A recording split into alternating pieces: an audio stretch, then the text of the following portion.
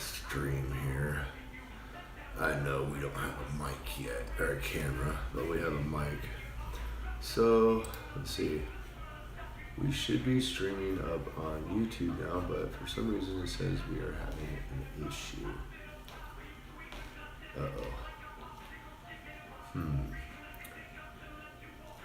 Let's see here. Okay, so let's exit this one, and then go into this one that we're supposed to. Click on that one. Whoa!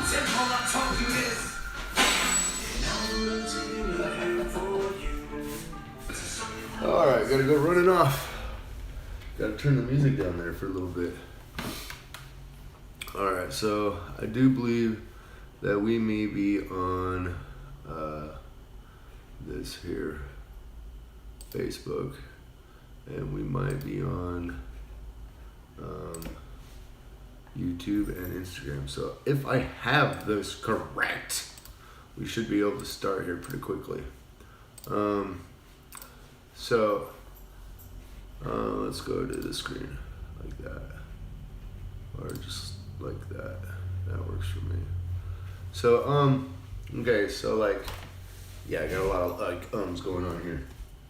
I had a very important question to me presented, and it was based on the fact that they did not like my reading. The problem with my reading that there was that how could there be anything greater created on God's behalf when God says that his greatest creation was heaven and earth, when in Genesis there is this depiction of a greater and lesser light that are to govern the day and the night, which in traditional aspects is referred to as the sun and the moon. And I got to thinking about that, and I was like, well, let's see if I could help elaborate to entertain the concepts of what my friend's problem in question was, is how could there be anything greater than God's creation of heaven and earth? And I got to thinking about this. And, well, if the presentation on behalf of God has to come through echoing forms, then there may be a displacement in orientation of what is being spoken. Well, what does that mean? Alright, so in the beginning, God created heaven and earth, or heavens and earth.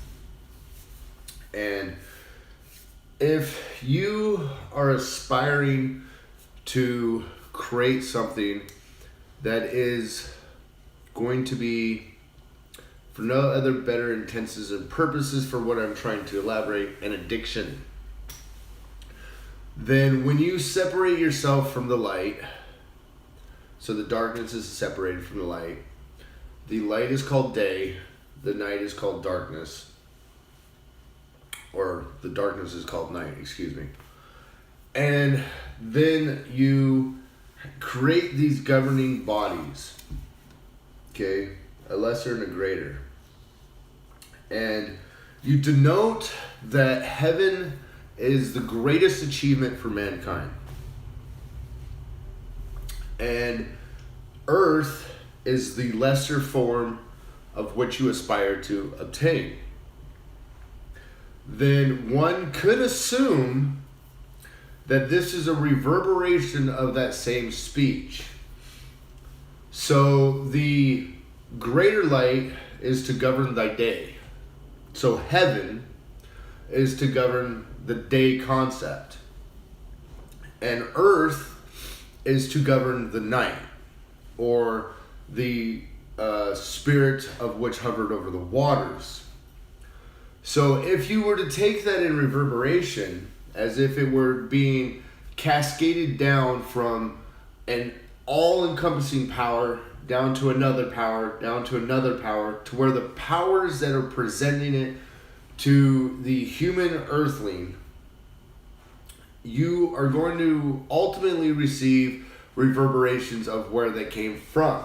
So in some essence, it's as if somebody could be, and this is entertaining the question of my friend, entertaining the aspect of how that gets there. So like, I speak abstractly quite a bit, and so sometimes I go in abstract circles to get a greater or lesser sense in a formation that my listener or person I'm interacting with can understand the communication concepts of what I am trying to aspire them to understand. And so sometimes I have to reverberate in different fashions for that to finally be able to like connect with the receiver. So if in this essence, to entertain my friend's thought, I have picked up the new international version. Again, this one is, let's see, copyrighted 2011's last copyright off of 1973. And we look at the Old Testament, and you know, again, this is under the understanding that this is reverberation of there being no other greater creation than heaven and earth, based off of this concept. So if my friend is listening, or he does get a chance to pick up this video, and in the constructs of this concept, we begin with this.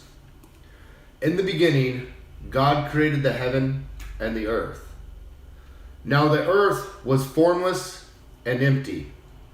Darkness was over the surface of the deep, and the Spirit of God was hovering over the waters. And God said, "Let there be light," and there was light. God saw that the light was good, and he separated the light from the darkness. God called the light day, and the darkness he called night. And there was evening and there was morning the first day. Now, as we're reading this, we understand that there's a vault that's been created, waters are separated, there is a sky that's now developed, and this is, you know, around the second day, and I am paraphrasing. And then we understand that there's land to be gathered together, and these things called seas. Now this is referring to the great work and specified work of earth. So this would be one of the most prized possessions at this point, speaking from just this perspective, right? We haven't even decided what exactly the heaven is, or where it's at, or what it looks like. But we do know that earth is the prime suspect here. And as we are listening to how this is created, there is a variant that is coming up.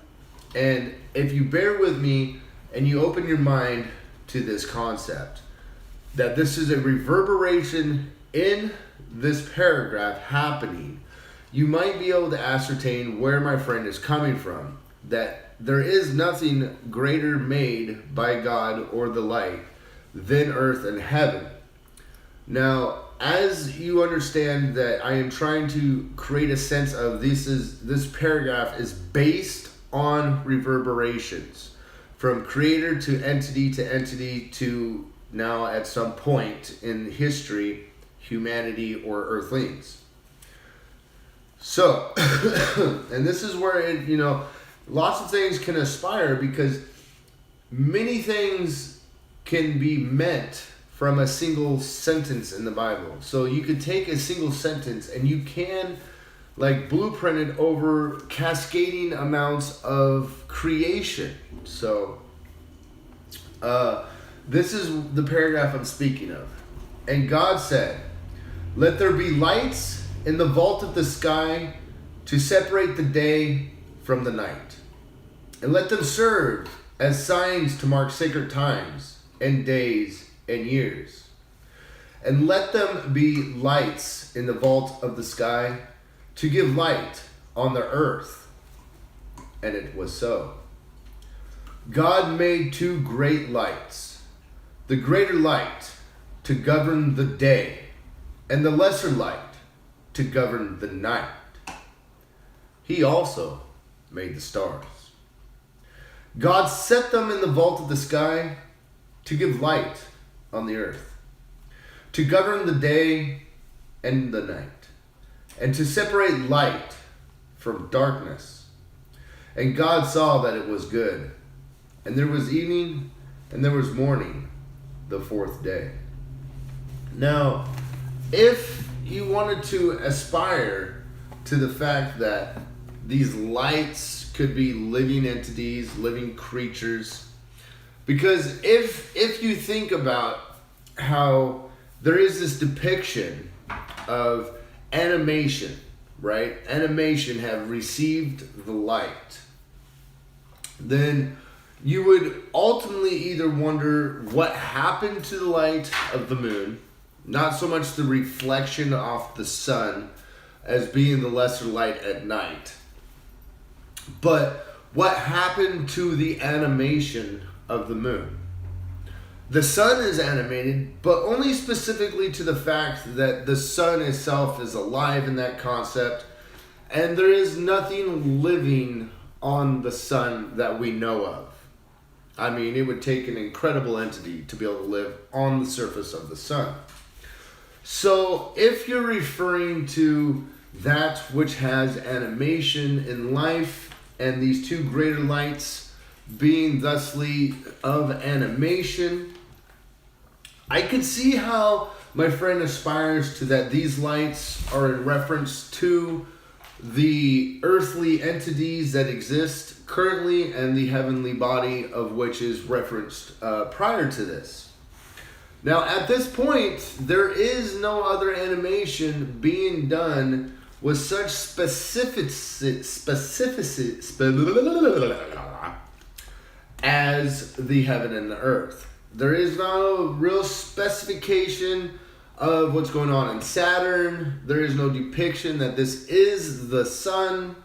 There is no depiction that this is the moon, because one would have to aspire to the fact that these stars, as they are referred to, have already been hung there for Earth. Okay? So by the time you realize that God is referring to the fact that God made two great lights, a greater light to govern the day and the lesser light to govern the night, you could go back to, in the beginning, God created the heavens and the earth.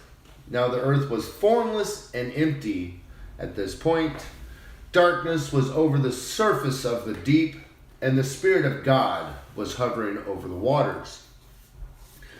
Then God said, "Let there be light." And there was light. God saw that the light was good, and he separated the light from the darkness. God called the light day, and the darkness he called night. And there was evening and there was morning the first day. So if you wanted to go and aspire to the fact that these greater entities of heaven and earth could be a secondary reference or a primary reference, depending on the perspective of the storyteller regarding the beginning of time and any and all reverberated interactions between the All-Father or the greatest deity of all, or God, as it is referenced by many different cultures, you would definitely want to consider that God made two great lights, the greater light to govern the day and the lesser light to govern the night, as a direct reference to heaven and earth. The questions then is God earth at this point as well, because God is all that is in animated form.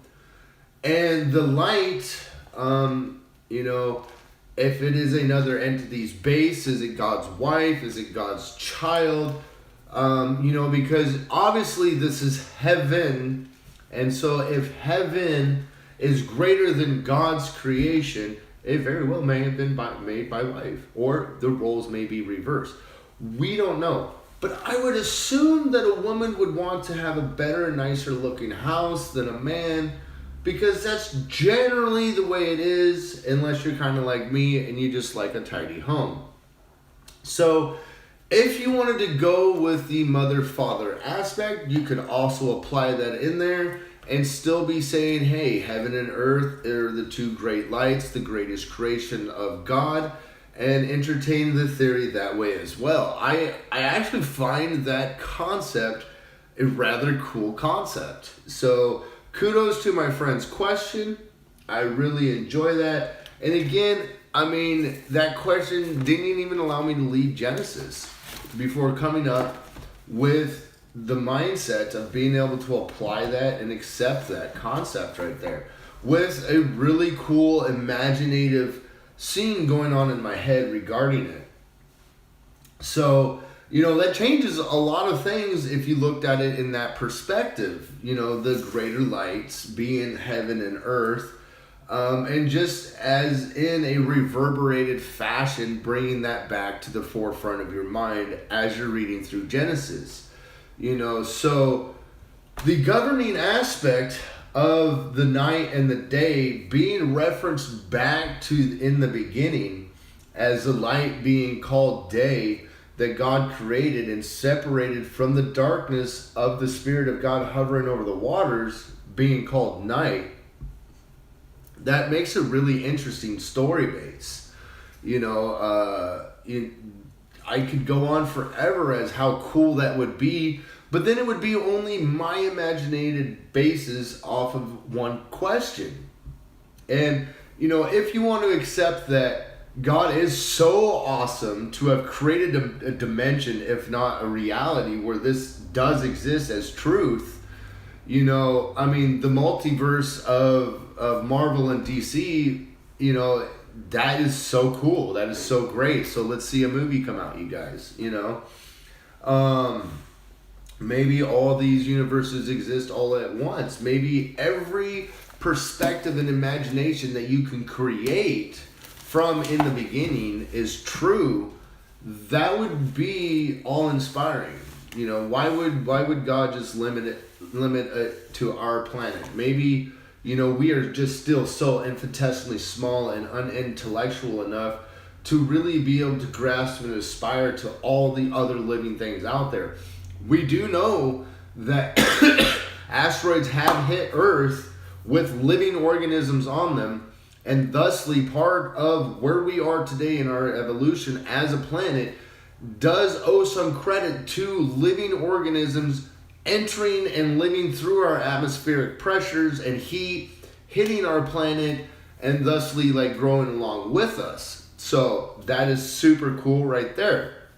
And again, if this lesser light is supposed to be a reference to our moon, what the hell happened to the life on the moon? A million years ago, was it the lesser light? If so, why did the light go out? Where is the fossil life of it? There seems to have been, at one point, depending on if you follow science, evidence of moon at one point being animated with life, and has water and so forth. So as far as the water part, that's not fully accepted because a lot of people still say that this thing is just a fucking pile of dust these days. Excuse my language. But, so if the lesser light was lit and is no longer lit, it does not say in such a context. When you read, God made two great lights, the greater light to govern the day and the lesser light to govern the night. There's no context as there, may be presented in the beginning, such as there was light. So God said, let there be light, and there was light, right? So the sun is still lit. So, we know that much. So we know that this was light does not pertain to the sun. So if we're under the understanding that these two great lights are still supposed to be lit, still supposed to be animated with life, then I would have to agree with my friend in this question that concept has to kind of be 86, because these are great lights, right? They're to govern the day and to govern the night, which is the greatest and first primordial light and day and night to exist, and under this understanding of it, to give leeway to heaven and earth. So unless for some reason one of these two lights has pittered out and we don't have an update onto it, I would have to go with my friend's concept in question when going back and leaving the mindset open to the fact that these governing lights might not necessarily be the sun and the moon, but be an aspect of earth and heaven. But that's opening one's mind up to another channel of thought and being able to be like, okay, well, maybe it is the sun and the moon. Okay, well, that's just what's, glorifiedly accepted. There are a lot of cultures that accept that, but they present it differently than it is presented here, into which I believe people or certain religions may be trying to steal another culture's presentation and say, oh, here it is in our book, this is what it means. Well, that might not necessarily be true if God is referring to heaven and earth here and not the sun and the moon. You would assume, since God is so cool like that, he would actually be like, the third rock from the sun type aspect and attitude about it. But there is not such a presentation. These are the great lights, right? So one of God's greatest creations is humanity on earth, as the way we assume it to be. And the greatest aspiration is to reach heaven or Valhalla or your understanding of the next level. Like if it's reincarnation, then it's reincarnation is the next light, right? It'd be the greater level. So the greater level is the next step in my understanding of my friend's question. So if this was of any valid use to you, you found it interesting, and maybe you want to say, hey, let's play with this story some more, hit me up, give me a shout out, let's create a story together, right? So this wasn't to be my own story by myself. This was just to say, hey, you know what, guy? I can see that here in the same text, and understanding the perception of what you're trying to say, and then rereading something and saying, hey, that kind of fits, and that makes a little bit more sense than this dead rock and flaming ball, right? Not to say that the dead rock and flaming ball aren't important and have their basis in history and theology and various other aspects of that mythology. So, those are still there. That is still part of the demigod basis, right? But to say that God created anything greater than heaven and earth in an aspect of being greater and not accepting that that's supposed to be the sun and the moon, I could totally jive with you on that, right? So, again, have a great day, and I hope you guys enjoyed this live video. These do tend to come up, however, whenever. We don't schedule them, but I hope that you enjoyed this, and we look forward to seeing you next time. This is Kevin Quinn Fuller from A Dog Park Army's Bark Park on YouTube, whichever one of you is YouTube, Carbon Wrath on Instagram, and then on the Facebook. So, Facebook didn't go live again. Holy cow. See, I've done that twice. Well, at least Instagram will get to go to Facebook, I think, or something to that aspect. I'm not quite exactly sure. Oh, this one was supposed to go to YouTube, so I guess I missed the YouTube video. All right, well, we'll hope that this gets out there like it's supposed to. And, like, share, comment, and even the mean ones, I'm not here to change anybody's faith, but it was a question that was brought up that may bring somebody back to their own book, and they could have fun with it again and feel not so left out segregated against or told that simply their thoughts or mindset is completely wrong, when all of them might be right. So if it benefits your life, if it benefits your mental health therapy, I'm glad to have been here for you.